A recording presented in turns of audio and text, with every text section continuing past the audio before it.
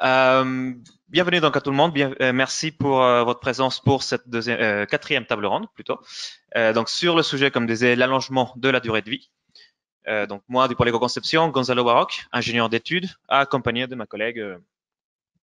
Marie Cussel, ingénieure conseil au pôle éco-conception également. Bonjour à tous. La raison pour laquelle on a choisi en fait ce sujet de discussion, c'est parce que c'est une problématique qu'on trouve souvent dans les échanges avec les entreprises. Tu peux passer, oui. C'est souvent quand on va commencer à parler d'éco-conception, de comment intégrer ces éléments d'éco-conception, comment est-ce qu'on intègre la durée de vie? Quelles sont les problématiques? Qu'est-ce qu'on fait d'allongement de durée de vie pour un produit qui a une durée de vie réduite, jetable par exemple, ou choses comme ça? Est-ce que les sujets de durée de vie, on le traite en fin de vie, on le traite en matière première, on le traite lors de l'usage, et de quelle manière on le fait? Comment est-ce qu'on peut nous gérer comment le consommateur va utiliser le produit? Donc, vous voyez qu'il y a différents types de problématiques sur lesquelles c'est pas simple à gérer. Donc nous, pour l'éco-conception, comment est-ce qu'on fait? Je ne sais pas si... Ah, là, c'est un peu mieux. Comment est-ce qu'on fait? C'est déjà, on regarde, est-ce qu'il y a un cadre? Est-ce qu'il y a un référentiel? Est-ce qu'il y a des outils qui vont nous aider sur ce type de problématique? Donc, par exemple, l'indice de réparabilité. C'est pour ça qu'on a à côté de moi Aude Bougam qui va présenter un peu cet outil et la perception de l'ADEME sur ces problématiques. Aussi, on discute avec des experts. On essaie de voir ce que eux ils ont comme approche, ce qu'il y a comme des sujets techniques sur lesquels on pourra vraiment creuser pour intégrer à l'entreprise. Donc, j'ai à côté de moi aussi Régis Zondo, donc expert consultant sur le remanufacturing. Et finalement, donc, on essaie de voir aussi les retours d'expérience. Les entreprises, ce que eux ils ont déjà fait, comment est-ce que eux ils ont attaqué ces différents problèmes. Et donc là, on n'a pas pu l'avoir, donc Valérie Ferrari de Happy Up, mais elle a été très gentille pour préparer un petit vidéo avec nous pour répondre un peu à sa démarche et ses différentes problématiques. Donc, tu peux, pour simplifier, synthèse, moi j'aime bien faire ça dans ma tête, faut le voir comme la cuisine. Quand on va faire un plat, on a différents moyens de le faire. On a une recette, on ne sait pas du tout comment ça va finir.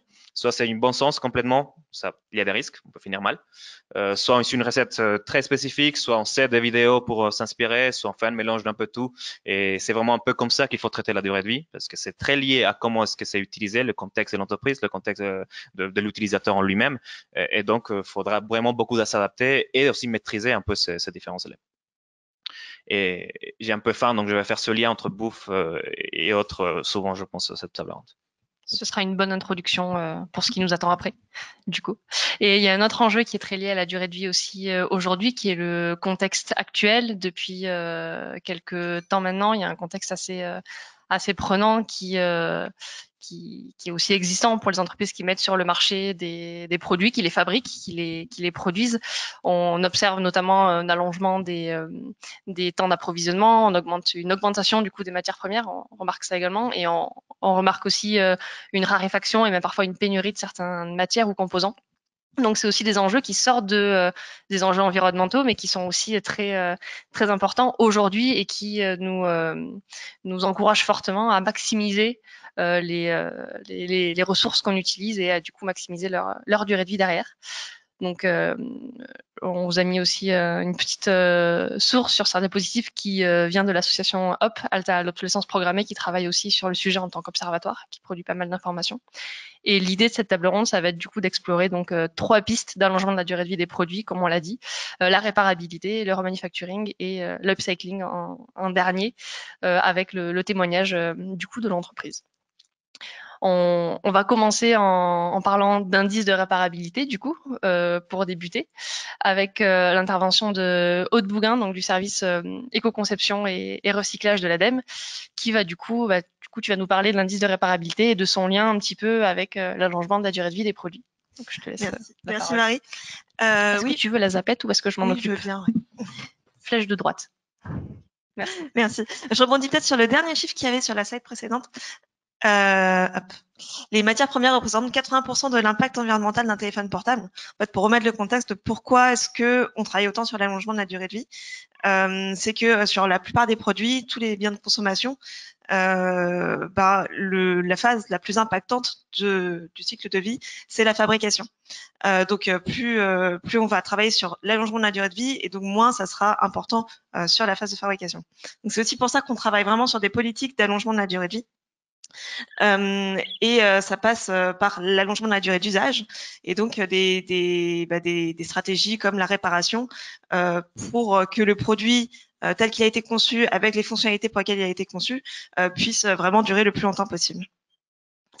Donc en termes de réparation, on a quand même, on s'est posé la question de pourquoi, enfin est-ce que vraiment c'est bien perçu en France. Il n'y a pas si longtemps que ça, à l'époque de peut-être nos grands-parents encore, où c'était pas autant des chevaliers. On travaillait vraiment avec des produits, on n'avait pas beaucoup chez nous, et on travaillait vraiment à les réparer pour qu'ils durent le plus longtemps possible. Donc encore maintenant, on a 85% des Français qui envisagent la réparation, et pour autant, en fait, il y a qu'un tiers des Français qui vraiment vont avoir recours à la réparation une fois que leur produit est hors d'usage, a un problème. Parmi eux, on a 55% des Français qui réparent eux-mêmes et puis 45% qui se tournent vers un professionnel. Mais globalement, on peut dire quand même qu'il y a une bonne image de la réparation. Même, surtout dans les dernières années, on a beaucoup travaillé dessus en termes de communication. Et on constate que les appareils tombent beaucoup moins en panne qu'avant. Donc, c'est quand même des pratiques qui sont assez faciles d'accès, même si c'est des pratiques assez différentes en fonction des types de produits. C'est aussi que la réparation, ça participe vraiment à cette démarche d'économie circulaire. Nous, ça nous permet de produire moins de déchets, de réduire les émissions de gaz à effet de serre, et ça évite qu'on consomme trop de ressources, puisque on reporte à plus tard, voire on évite complètement l'achat de produits neufs. Qu'est-ce qui pénalise en fait la réparation? On verra peut-être pas très bien. Ce qui pénalise la réparation, c'est principalement en fait le coût. Là, on voit en haut en fait les produits qu'on répare le moins, donc pour lesquels on va plus aller vers du neuf. C'est par exemple des grippins, des fers à repasser. C'est des produits qui représentent des faibles investissements. Donc c'est vrai qu'on a tendance à aller en acheter un nouveau dès qu'il y a un problème. Après, il y a donc d'autres éléments comme l'obsolescence, les craintes, donc la peur par exemple qu'il retombe en panne très rapidement, la complexité ou un manque d'information. C'est vraiment ces éléments-là qui font qu'on va pas forcément se tourner vers la réparation. Et au contraire, ce qui favorise la réparation, donc là on va voir aussi en bas là, les produits qu'on va tendance à vouloir réparer plus souvent, c'est des produits qui sont souvent très chers à l'achat, donc bijoux, ordinateurs, des montres, des vélos. Tout ça, c'est en fait le coût qui sera moins élevé parce qu'on l'a réparé, qui va favoriser le fait qu'on va aller vraiment à l'acte de réparation. On s'est posé aussi la question, on a vu tout à l'heure que beaucoup de gens ne faisaient pas les réparations eux-mêmes, mais passaient par des fabricants, des réparateurs. Donc c'est vraiment aussi accès au réseau de réparateurs, avoir aussi une certification, une garantie que ça sera bien réparé. Ça va être des actes qui vont favoriser la réparation. Et on va en reparler juste après. L'indice de réparabilité, l'indice de durabilité, voilà, c'est des éléments qui vont nous permettre de mieux comprendre comment est-ce qu'on répare, comment on va allonger la durée de vie du produit, la durée d'usage du produit. Et c'est des indicateurs qui vont favoriser aussi la réparation à la fois pour les fabricants, pour les réparateurs et pour une certaine transparence aux consommateurs. Peut-être à gauche, encore, c'était un petit exemple, hein, on en a parlé beaucoup, c'est l'impact que ça a d'allonger la durée d'usage d'un produit. Donc en fait, sur un produit qui va durer 10 ans, si on rajoute 1 an d'utilisation, ça va permettre des économies, de limiter en fait les émissions de CO2, mais aussi en fait, on a vraiment un gain en coût. Pour un foyer, en moyenne, sur tout ce qui est électroménager, multimédia, on peut vraiment économiser 1 000 € par foyer, juste pour le fait qu'on a réparé un petit élément. Donc c'est vraiment aussi un bénéfice pour le consommateur. Alors du coup, à l'ADEME, on a travaillé vraiment sur l'indice de réparabilité comme cadre pour guider les consommateurs, pour mieux les informer. Mais aussi, c'est une démarche d'éco-conception. Ça va vraiment aider parce que, comme on l'a vu dans la table ronde précédente, c'est au moment du design qu'on va vraiment mettre en place voir tout l'ensemble du cycle de vie du produit. Et c'est là qu'on a le plus d'impact aussi pour la phase d'utilisation. Donc c'est là qu'on va se poser les bonnes questions sur est-ce que mon produit est réparable, combien de temps il va durer, quels sont les éléments qui vont faire qu'il ne va pas forcément durer si longtemps que ça ou qu'il y aura des problèmes. Et l'indice de réparabilité reprend ces éléments-là. Donc, on a 5 critères qui qu'on prend en compte dans l'indice de réparabilité, qui sont la documentation, donc avoir des informations sur le bon usage de mon produit. On note d'ailleurs que souvent, les pannes qui arrivent donc dans les 2 premières années d'utilisation des produits, 50% à 70% des pannes, c'est parce qu'on a mal utilisé le produit ou qu'on a mal entretenu le produit. Donc tout ça, c'est souvent écrit dans la petite notice que personne ne lit, mais c'est là qu'on trouve le plus d'informations et c'est aussi là, parfois, c'est vrai que la notice est très succincte et en termes de documentation, donc ça permet vraiment de savoir comment bien entretenir, comment peut-être changer une petite pièce du produit. Le deuxième critère, c'est la démontabilité, l'accès, donc l'accès à différentes parties du produit, de quels outils on a besoin ou comment sont faites les fixations. On a un critère sur la disponibilité des pièces détachées, donc c'est aussi combien de temps est-ce que les pièces détachées sont disponibles une fois que le produit n'est plus vendu. Et après, on a un critère qui est spécifique aux catégories de produits. Donc là, vous voyez, en haut, on a 5 catégories de produits pour lesquels on a un indice de réparabilité actuellement. Donc c'est le lave-linge hublot, les ordinateurs, les télés, les smartphones et puis les tondeuses à gazon. Et donc les critères vont être spécifiques à ces catégories de produits-là. En fait, l'indice de réparabilité, c'est une note qui va de 0 à 10. En fait, ça a été initié dans le cadre de la loi AGEC, qui est la loi anti-gaspillage économie circulaire. Et c'est donc maintenant réglementaire pour ces 5 catégories de produits-là depuis le 1er janvier 2021. Donc, on travaille maintenant à l'étendre aussi à d'autres catégories de produits, ça va venir au fur et à mesure. On travaille notamment sur 4 nouvelles catégories qui sont le lave-linge ouverture par le haut, le lave-vaisselle, l'aspirateur et le nettoyeur haute pression. On voit que c'est en fait un effet d'entraînement. Enfin, pour l'instant, c'est vraiment une première au niveau français. C'est une première nationale, mais on a beaucoup de demandes aussi dans des pays étrangers, donc que ce soit en Espagne, en Allemagne, en Suisse, mais aussi en Australie. Enfin, j'ai pas cité tous les pays, mais voilà, on voit vraiment que l'étendue de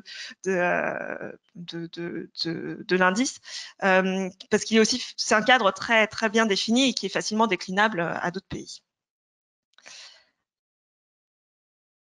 Alors je vais peut-être passer vite parce que je crois qu'on n'a pas beaucoup de temps. On a fait un petit sondage pour savoir voilà, si on connaît bien l'indice de réparabilité en France. On a vu que ça a augmenté aussi ces derniers temps. Donc globalement, c'est bien, c'est facilement compréhensible. Beaucoup de gens le connaissent. Et ce qu'on voit là, le petit dernier graphique, c'est que plus de 50% des Français seraient prêts à payer plus cher un produit avec un meilleur indice de réparabilité. Donc il y a vraiment un effet d'entraînement aussi pour les entreprises, pour les fabricants, à travailler dessus, indépendamment du fait que bien sûr c'est obligatoire comme de mettre en place cet indice. Et pour aller plus loin, en fait, on travaille maintenant sur l'indice de durabilité, qui comprend 3 familles de critères. On a le critère de fiabilité, donc c'est plus des résistances aux contraintes, à l'usure. Donc fiabilité, on en a parlé tout à l'heure, c'est la maintenance, l'entretien. Après, on a tous les critères donc de l'indice de réparabilité qui intègre l'indice de durabilité. Et puis il y a un critère qui est sur, une famille de critères qui est sur l'amélioration du produit. C'est notamment pour les produits numériques, d'avoir une amélioration logicielle et ou matérielle une fois qu'on est déjà en cours d'utilisation du produit. Cet indice de durabilité, donc il est en cours de construction. Il y a des GT qui sont en cours avec toutes les parties prenantes, que ce soit fabricants, réparateurs, des fédérations, des ONG, pour définir donc les critères les plus pertinents. Il sera mis en place de façon obligatoire au 1er janvier 2024 pour les 5 catégories de produits qu'on a citées tout à l'heure. Donc c'est des initiatives qu'on a où on essaie d'impliquer le maximum d'entreprises. Il y a aussi bien sûr des initiatives qui sont en parallèle, qui sont donc pas dans le cadre réglementaire, mais qui sont basées sur ces mêmes catégories, ces mêmes critères d'impact, autant sur la réparabilité que la durabilité, voire même la recyclabilité. Pour notamment, je sais qu'il y a Decathlon qui travaille dessus. Et pour aussi des catégories de produits qu'on n'a pas encore couverts actuellement.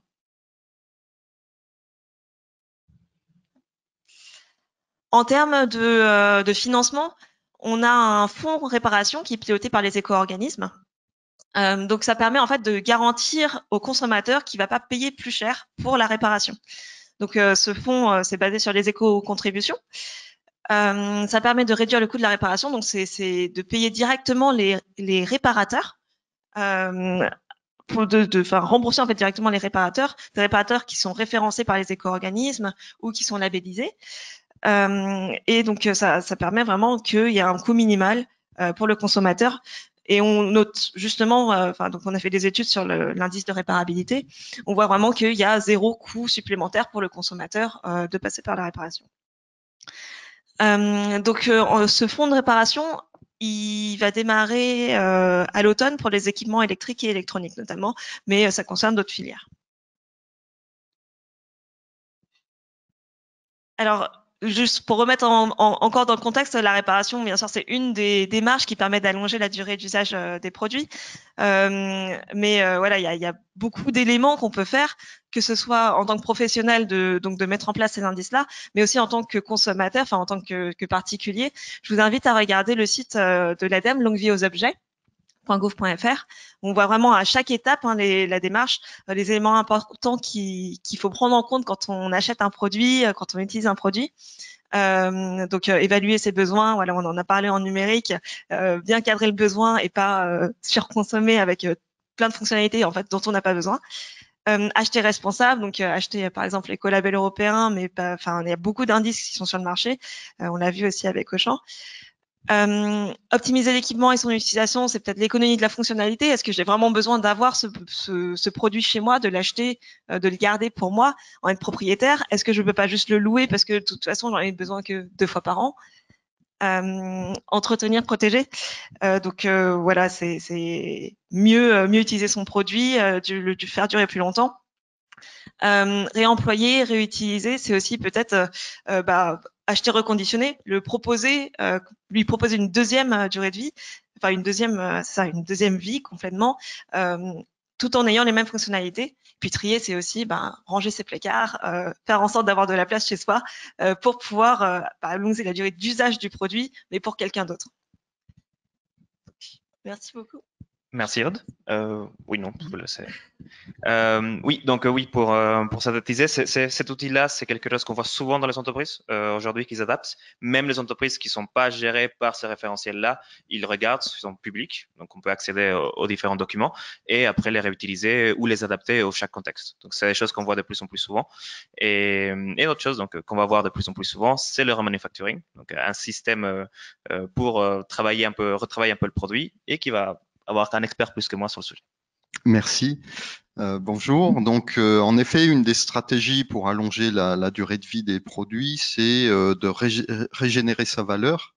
On va le voir en comparant les différentes boucles techniques de l'économie circulaire qui existent. Vous avez vu le butterfly, le papillon, donc schéma papillon, donc de la Fondation Ellen MacArthur, qui a été diffusé maintenant mondialement, dans lequel on explique ces différentes boucles techniques, dont la remanufacture. Donc moi, je suis tombé dans la remanufacture quand je travaillais chez Brandt électroménager en tant que responsable innovation cuisson, et j'avais mis en place un projet pilote de remanufacture de table à induction. Donc je vais vous le montrer tout à l'heure. Donc la remanufacture, donc sa distinction par rapport aux boucles techniques de l'économie circulaire, c'est que c'est un processus industriel qui permet de régénérer les performances initiales du produit tel qu'il était lorsqu'il a été mis sur le marché la première fois. Donc c'est très important de parler de performance initiale du produit, puisque c'est ça qui va faire la distinction entre les différentes boucles, on va le voir, les différentes techniques qui existent, dont la réparation d'ailleurs, pour régénérer ses performances.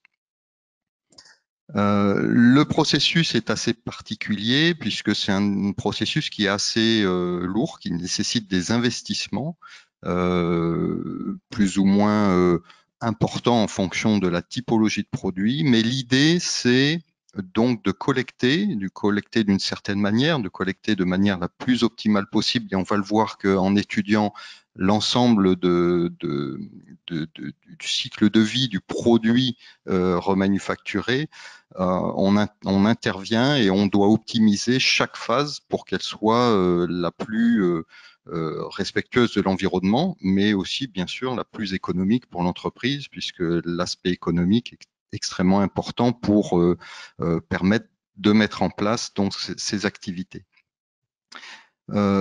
C'est un processus qui est original dans le sens où on ne peut pas forcément dupliquer la pratique déjà entre un même produit mais qui est récupéré dans différentes zones géographiques du monde, puisqu'il faudra s'adapter en fait à la type de logistique inverse, il faudra s'adapter en fait aux moyens qui sont disponibles localement.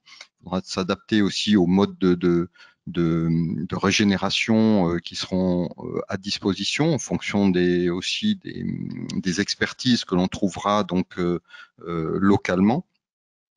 C'est un processus qui est rigoureux et ça c'est extrêmement important de le souligner par rapport aux autres boucles qui sont le reconditionnement, la réparation, la rénovation, le rétrofit. On a énormément de sites, de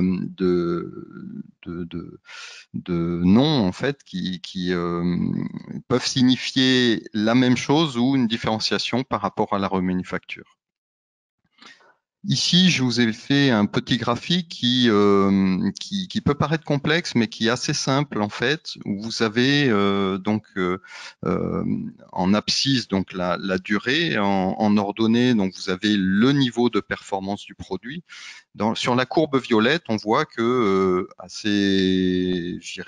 naturellement, lorsqu'on utilise un produit, ces performances se dégradent, donc performances qui sont hautes, les performances d'origine que l'on souhaite lorsque on achète un produit, jusqu'à une performance qui est faible et jusqu'au moment où il ne fonctionne plus. Et là, on n'accepte plus donc bien sûr de l'utiliser, on peut le garder dans son tiroir, mais on n'accepte plus de l'utiliser et souvent on s'en sépare, on le jette. En appliquant donc la technique donc de réparation, on récupère une partie donc des performances initiales au-delà de l'acceptabilité critique bien sûr, puisqu'on souhaite qu'il fonctionne correctement. Je l'ai mis assez bas ici, mais ça peut être donc jusqu'à récupérer parfois même les performances d'origine au travers de la réparation. Tout dépend à quel moment on a récupéré le produit, puisque le produit va s'user naturellement au niveau dans son ambiance naturelle, même sans être utilisé. Un produit peut se dégrader. C'est le cas par exemple de chaussures qui sont en caoutchouc. Le caoutchouc, s'il n'est pas soumis sous contrainte, donc va s'user, va se dégrader beaucoup plus vite que s'il est soumis à des contraintes, par exemple. Donc dans une boîte, au bout d'un moment, votre caoutchouc ne sera plus aussi performant qu'avant. Votre chaussure pourra glisser, et ça c'est un problème pour des chaussures de sécurité, par exemple, si les performances se dégradent trop, sans même avoir été utilisées, par exemple. Avec la technique de rénovation, on obtient donc des performances supérieures. Avec la technique de reconditionnement, des performances encore supérieures par rapport à sa non-acceptabilité, mais pas forcément jusqu'en arrivant aux performances d'origine. Et la remanufacture permet dans son processus, dans sa définition, d'atteindre les performances d'origine qu'avait le produit lorsqu'il a été mis sur le marché, voire des performances supérieures si on lui met un nouveau soft qui est conforme aux nouvelles normes, par exemple, si on renforce certaines pièces pour un moteur, par exemple, un moteur Renault qui a été remanufacturé par un indépendant et qui renforce certaines pièces, certaines parties en fait à l'intérieur du moteur, tel que le fait la société par exemple Faral qui se situe au Mans, qui a déposé un brevet sur cette technologie-là et qui a fortement intéressé Renault du coup, qui regarde pour l'intégration de cette technologie dans l'amélioration de ses moteurs thermiques par exemple. Donc ce sont des exemples qui permettent en fait d'avoir des performances supérieures par rapport aux performances d'origine. J'ai montré aussi différents, sur ce graphique-là, c'est important, donc le fait que l'on peut avoir plusieurs cycles de remanufacture dans la vie du produit. Assez couramment, on arrive à voir 3-4 cycles, ça dépend du type de produit et de ses caractéristiques, mais c'est important de le savoir et à chaque fois on récupère les performances d'origine.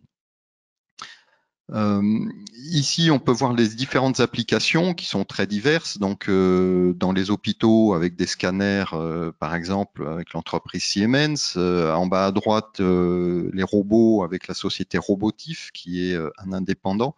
Autant Siemens a une entité intégrée, donc c'est un fabricant et il remanufacture les produits.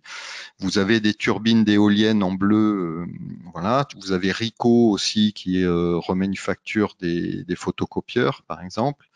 Des grues, bien sûr, avec exemple très connu. Donc, vous avez Poquelin, vous avez donc dans toutes ces gros matériels qui ont une composante matière qui est très importante. Les machines-outils, bien sûr, dans l'aéronautique, les trains d'atterrissage des avions, depuis longtemps on les remanufacture, des gros vérins qui servent à ouvrir les vannes des centrales hydroélectriques. Dans les voitures, vous avez énormément maintenant d'organes de sécurité, donc c'est important de le dire puisque on peut se dire, tiens, les freins, on remanufacture les freins, les colonnes de direction, des airbags, etc. Valeo fait ça depuis très longtemps sur les starters et alternateurs donc de voitures. Et puis tout ce qui est machine à sous, machine de distribution de produits et autres, pour en citer. Ici, j'ai rencontré une petite entreprise sur Paris qui remanufacture des lunettes. Voilà, il a tout à fait le processus de remanufacture. Et je trouve que cet exemple était extrêmement intéressant. Et puis aussi, récemment, là, j'ai rencontré une entreprise qui souhaite remanufacturer des seringues, en fait, les aiguilles des seringues, donc, d'hôpitaux, hein, donc toutes ces matières sont incinérées. Vous savez, une grosse partie aussi enfouie, puisque quand c'est incinéré, il y a aussi des mâches-fer, etc., qui retournent donc en enfouissement. Et donc ça peut être simplement avec des technologies d'UV, photocatalyse aussi, lorsqu'on traite chaque composant. Donc j'ai pas été dans le détail, juste très rapidement donc du processus de remanufacture. Et ce qui est très important de savoir, comme on démonte complètement le produit, on remet en état de performance initiale chaque composant, ça peut être simplement du nettoyage, ça peut être de recharger les matières, d'utiliser du plasma, enfin des technologies qui sont assez innovantes aujourd'hui.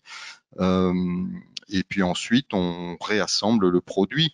Quand on n'arrive pas à régénérer les performances initiales, on prend des composants qui sont des composants neufs, par exemple. Donc on peut avoir une partie des composants qui sont des composants neufs. Bien sûr, quand on parle de remanufacture, on parle de éco-conception. Aujourd'hui, les processus de remanufacture ne sont pas très performants. Pourquoi? Parce que les produits n'ont pas été conçus pour ça. Ils ont été conçus dans une optique de linéarité. Donc, du coup, vous avez des épaisseurs très fines. Vous avez dans les matières. Moi, j'en sais quelque chose par rapport à l'électroménager, par exemple. J'ai travaillé pendant 14 ans. Donc, ce qui est important, c'est de penser les produits. On a beaucoup parlé ici, tous les designers qui sont présents, donc le savent. Le fait d'intégrer donc des composantes, de penser dès l'origine le produit pour qu'il soit remanufacturé. Ici, j'ai mis un exemple pour la table à induction. Pour optimiser, par exemple, je parlais de tout le processus de remanufacture. Pour optimiser la collecte inverse, la reverse logistique, vous pouvez intégrer des capteurs à l'intérieur, vous pouvez intégrer des compteurs, c'est ce que aussi préconise l'ADEME et ce qui va être mis en place donc sur certaines typologies de produits aussi, les machines à laver, les lave-linges, lave-vaisselle, etc., pour permettre de savoir, en fait, déjà, est-ce que ça vaut le coup ou pas de collecter le produit. Ça, c'est vraiment la base.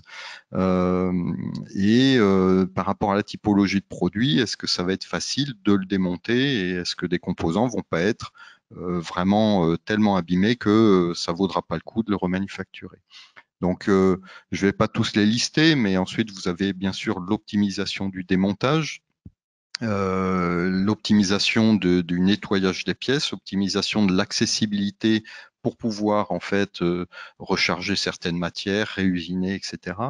Et puis l'optimisation donc au niveau de oui, voilà, la régénération et la remise sur le marché aussi. Comment penser à la remise sur le marché par rapport aux gammes existantes pour permettre d'avoir une complémentarité au niveau des produits, soit sur les mêmes marchés, soit sur différents marchés.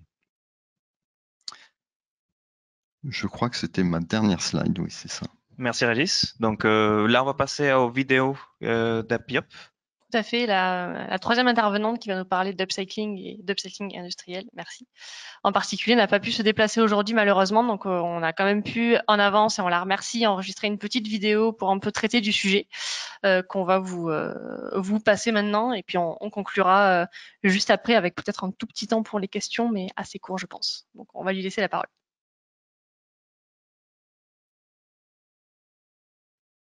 Je suis Valérie Ferlani, directrice d'Apiop. Apiop, c'est une structure solidaire qui travaille exclusivement sur l'économie circulaire et qui a choisi de mettre en place dès sa création l'innovation comme un des piliers stratégiques. Et l'ensemble de ce positionnement nous sert de support pour une mission d'insertion par l'activité économique, c'est-à-dire que nous recevons en tant que salariés des personnes éloignées de l'emploi, que nous ramenons vers le chemin de l'emploi pendant un certain temps, jusqu'à ce qu'ils trouvent une position plus stable. Nous avons donc deux activités pour arriver à proposer ce service-là, qui s'inscrivent évidemment sur l'économie circulaire et qui nous permettent d'être complètement ancrés sur notre chaîne de valeur circulaire. Nous travaillons d'abord et historiquement le bois, pour lequel nous avons mis en place un process d'upcycling industriel.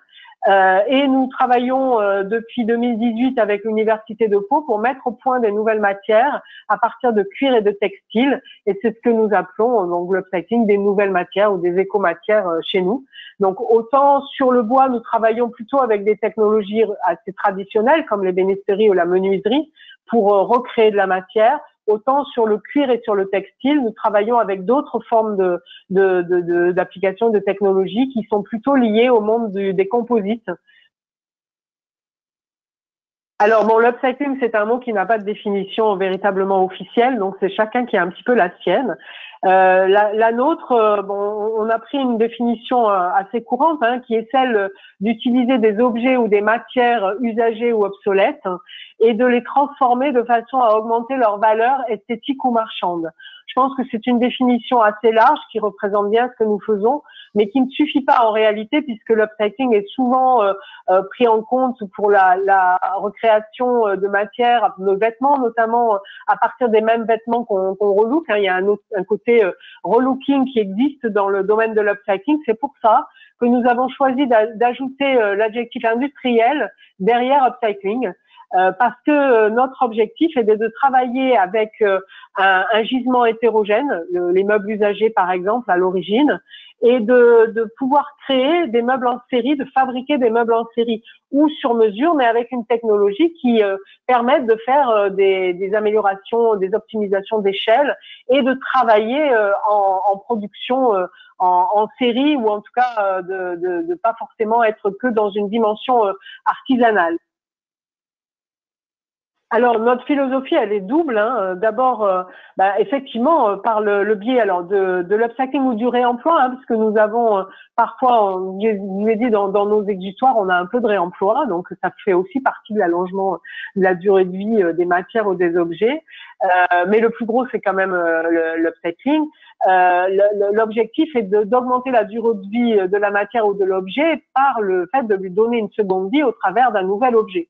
C'est notre première approche philosophique de l'allongement de la durée de vie. La seconde, c'est nous fabriquons des meubles et que nous souhaitons évidemment que nos meubles soient le plus durables possible et que nous travaillons également dans une démarche d'éco-conception pour que la durée de vie de nos produits soit la plus longue possible. Donc en fait, on associe deux éléments. Et depuis le début d'Happy Up, nous avons l'habitude de rappeler que nous ne travaillons pas uniquement sur des déchets, mais que nous travaillons dans une démarche d'éco-conception. Alors oui, des freins, on en a beaucoup. Je vous ai indiqué au départ que l'innovation était un des piliers de notre stratégie de développement. Depuis le début, hein, nous avons, en commençant avec le bois, nous avons mis au point notre process de recréation de matière et nous avons eu pas mal de freins. Hein. On ne travaille pas le bois qui a déjà vécu comme le bois neuf. On ne travaille pas du bois qui a déjà été découpé de la même façon. Il ne réagit pas de la même façon. Donc, il faut qu'on soit très, très vigilant là-dessus. On a mis au point des protocoles et des process nous permettant de maîtriser les réactions du bois en fonction du traitement qu'on lui accorde dans l'usinage de nos meubles, dans la fabrication de nos meubles. Même chose au niveau des cuirs et des textiles. Là, on a des mondes encore plus complexes que ceux du bois, dans la mesure où ce sont des mondes en soi. Le cuir ne veut pas dire grand-chose. Quand on parle de cuir, entre les différentes typologies d'entreprises qui ont des chutes de cuir et les différentes natures de cuir, leur origine animale, mais aussi les différents traitements qui ont été faits dessus, qui sont assez considérables. C'est la standardisation, c'est-à-dire qu'à partir d'un gisement hétérogène, nous devons trouver les conditions de la standardisation. Sur le bois, ça a été, à partir d'un gisement hétérogène comme celui du meuble, ça a été de trouver le moyen de ramener le bois à quelque chose de plus standard, quelle que soit son origine, que ce soit une commode, un bureau, une table, etc. Il fallait que nous puissions arriver à une standardisation de la matière. Ça a été un gros volant de l'activité. Sur le cuir et sur le textile, on se rend compte que c'est la même chose qui arrive, puisqu'en fait, nous devons classifier les différents cuirs et textiles qui nous arrivent et à l'intérieur de ces cuirs, trouver un moyen de standardisation. Alors, nous en avons plusieurs, hein, que ce soit le déchiquetage, le broyage ou le défibrage. Mais du coup, en cherchant vraiment l'objectif de standardisation, nous avons les moyens aujourd'hui, notamment dans la fabrication de certains de nos meubles, de les fabriquer en série. Donc depuis le début, nous avons commencé de façon opérationnelle en 2014. Depuis 2014 et jusqu'à la fin 2020, parce que les chiffres de 2021 sont pas encore complètement arrêtés, on est en train de faire toutes les analyses. Nous avons à peu près 1500 tonnes de déchets qui ont été collectés dans les entreprises. Parmi ces déchets collectés, nous avons environ 330 tonnes de bois, parmi lesquels on a une grande majorité qui sont des meubles usagés. Donc là, on a une augmentation de la durée de vie indirecte qui est évidente. Et une partie plus faible encore aujourd'hui, mais qui est vouée à monter, qui représente des rebuts industriels de bois, donc de la filière de seconde transformation du bois.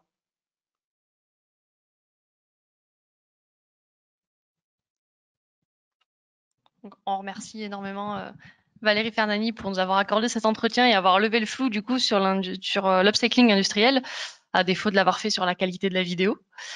On va du coup conclure sur cette table ronde qui nous a apporté pas mal de visions, pas mal d'outils pour un petit peu appréhender l'allongement de la durée de vie du produit via différentes solutions et différents moyens. On a vu notamment que du coup ces différents piliers sont des moyens pour s'inclure dans un système plus circulaire et pour ajouter de la valeur, créer de la valeur à ces produits en fin de vie pour allonger justement cette durée de vie des produits et des ressources matières qui sont utilisées. Et c'est aussi une solution qui est utilisé derrière pour construire des modèles économiques innovants sur lesquels notamment va s'appuyer l'upcycling et puis un petit peu le remanufacturing aussi là-dessus. Et pour terminer, je vais laisser la parole à Gonzalo qui va nous parler un petit peu de la suite sur l'allongement de la durée de vie des produits, mais plutôt à l'échelle européenne cette fois. C'est un peu ça, pour élargir un peu les choses. On a vu l'ADEME, le travail qui se fait d'un point de vue réglementaire, même les lois ici, niveau AGEC, et loi de climat et autres, où il y a ces éléments qui sont mis en avant. Mais il ne faut pas oublier que niveau contexte européen, il y a aussi beaucoup de travail qui se met en place, notamment la nouvelle directive donc sur l'éco-conception qui est en train de travailler. Il ne va pas sortir aujourd'hui, mais il est en train de travailler, notamment sur des catégories de produits hors l'électroménager, donc ils vont toucher beaucoup plus de secteurs d'activité. Et ces liens identifier pour chaque secteur d'activité différents enjeux environnementaux qui vont être pertinents, notamment la durabilité. Et donc ça, c'est des exigences plutôt européennes avec ce qu'ils appellent un digital passport, un passeport environnemental qui peut avoir chaque produit, et qu'ils aient identifié comment est-ce que ce passeport va être construit, sur quelle vision, quels indices, quel type d'enjeux vont le mettre en avant. Donc, c'est ces choses à quand même à considérer, ces choses à mettre en avant. Le textile a déjà sa propre groupe de travail spécifique à ces problématiques. Notamment, je sais que c'est un des sujets à soulever. Donc, c'est des choses quand même à suivre et qui vont être de plus en plus importants, déjà celles en France et d'un point de vue européen, ça va continuer. Je tiens à souligner le travail du pôle éco-conception qui est mené donc auprès des institutions pour justement faire avancer tous ces sujets-là. Bravo. Hein. Merci Régis, merci Aude et merci Valérie aussi pour la présentation. Merci à tous les trois pour nous avoir aussi éclairé sur vos sujets. Voilà qui clôt cette table ronde. Je ne sais pas si on a le temps de prendre quelques questions. Une ou deux. Deux questions. Une ou deux. Une ou deux. Ça dépend de la longueur des questions et des réponses. Du coup, c'est une question pour Aude sur l'indice de réparabilité. Je voulais savoir si ça concernait uniquement les distributeurs, les fabricants. Et je pense notamment aux distributeurs comme Darty, Boulanger qui, eux, le mettent en œuvre. Mais est-ce que, par exemple, des distributeurs de vente en ligne, je pense de téléphone, par exemple, qui seraient dans d'autres pays, est-ce que quand ils vendent sur le marché français, ils doivent... est-ce que voilà, Alors, c'est important pour le marché français. Là, on voit par exemple, il y a Samsung qui s'est vraiment impliqué là, pour avoir une bonne note en indice de réparabilité sur leur smartphone, alors que Samsung, clairement, le marché français est tout petit pour eux, hein, mais ça fait partie. On voit justement, ça a vraiment incité une certaine démarche, puisque l'indice de réparabilité, du coup, il dépend du produit, et eux, ça leur a permis de mieux structurer aussi tout leur processus. Notamment accéder à l'information, à la documentation et oui, le mettre en œuvre en France. Mais voilà, maintenant c'est disponible pour tous leurs produits et puis ils peuvent le mettre en œuvre ailleurs.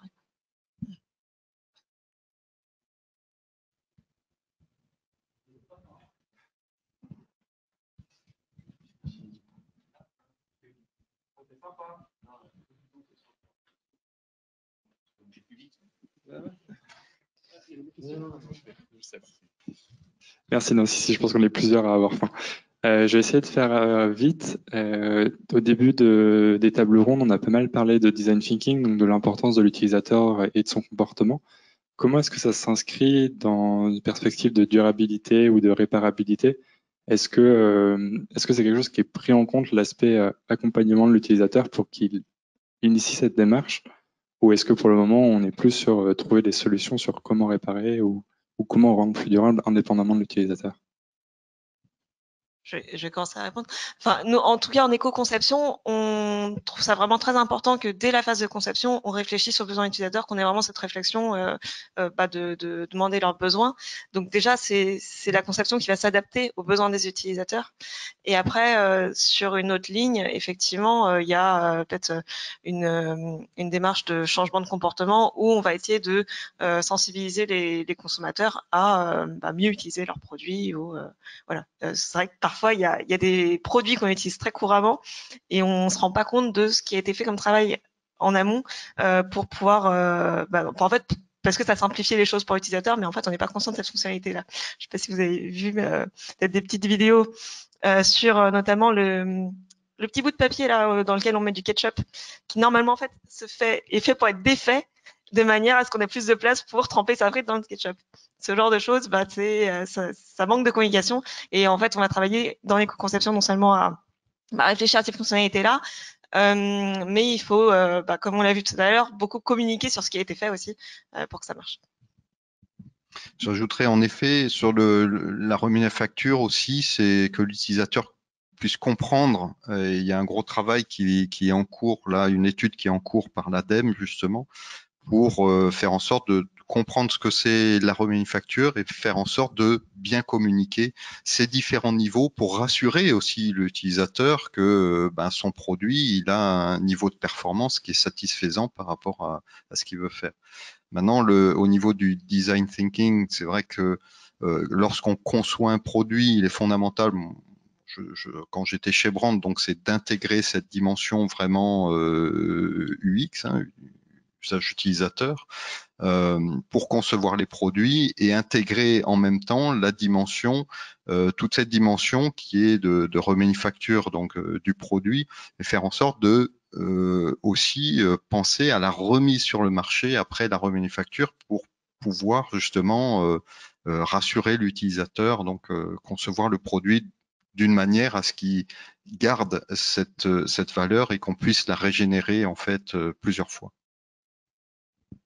D'un point de vue conception, parce que je peux aussi compléter un peu. Nous, on voit un peu ces problématiques de comment intégrer le consommateur. Il y a différents niveaux. Il y a effectivement la communication, il y a après comment est-ce qu'on conçoit pour que la communication c'est plus nécessaire finalement pour que ce soit le bon geste. En général, la première étape c'est toujours, si je prends l'électroménager, c'est quoi un éco-geste par rapport à mon produit? Comment est-ce que je peux qu'est-ce que ça existe? Qu'est-ce que c'est bien utiliser mon produit par rapport au consommateur? Après, par exemple, c'est créer des notices pour leur dire, si vous voulez bien l'utiliser ou réduire l'impact environnemental, on peut même ajouter des chiffres de 10%, de 5%, c'est faire utiliser comme ça ou le maintenir comme ça ou faire l'entretien de telle manière-là. Et la dernière étape, c'est toujours d'un point de vue conception, comment est-ce qu'on fait que cet éco-geste soit pas le geste en plus ou hors du commun, mais ça soit le geste commun que tout le monde va utiliser, soit pour ajouter des fonctionnalités, soit pour remplacer des fonctionnalités. Mais c'est quand même plus difficile parce que là, on a besoin beaucoup plus de maîtrise de comment est-ce que ce consommateur sait, qu'est-ce que c'est un éco-geste pour vraiment créer une conception autour de tout ça. Je rajouterais pour imager aussi, pour illustrer ce que je disais sur la prise en compte du comportement utilisateur, c'est comment il va rapporter, comment il va remettre à disposition le produit. Par exemple, sur les tables à induction, la problématique que l'on avait, c'est très souvent les tables à induction, elles sont jetées dans la benne parce que il y a une benne et on balance tous les produits électroménagers dedans, ou on les met par-dessus un four qui traîne là dans la zone, et puis par-dessus on remet autre chose. Donc c'était de travailler en effet cet aspect, donc comment on peut mettre à disposition un contenant spécifique pour remettre la table à l'intérieur pour que l'utilisateur puisse facilement aller le reporter et faire en sorte qu'on le récupère dans un état qui soit vraiment satisfaisant, quoi, et un état qui soit identique à l'état dans lequel il laisse le produit. Même quand il va le démonter, par exemple, de son plan de travail, il faut penser à la façon dont il va le retirer. Souvent, il y a des fixations, donc ça bloque, on arrache tout, etc. Les produits, là, après, il est foutu, quoi. Moi, quand j'allais voir les plateformes de récupération de produits Darty, les personnes de chez Envie qui essayaient de récupérer des produits, donc ils voyaient des produits neufs écrasés par les autres produits, ils en pleuraient, quoi. Ils me disaient, mais ce produit, il était neuf, il y avait juste un petit composant à changer, quoi. Et donc voilà, il faut par rapport au comportement utilisateur, je pense que c'est un point qui est fondamental, la reverse logistique. Merci beaucoup pour les réponses et encore merci beaucoup pour votre intervention. On va s'arrêter là. S'il y a d'autres questions, on va les prendre après. Merci Marie et Gonzalo et le pôle.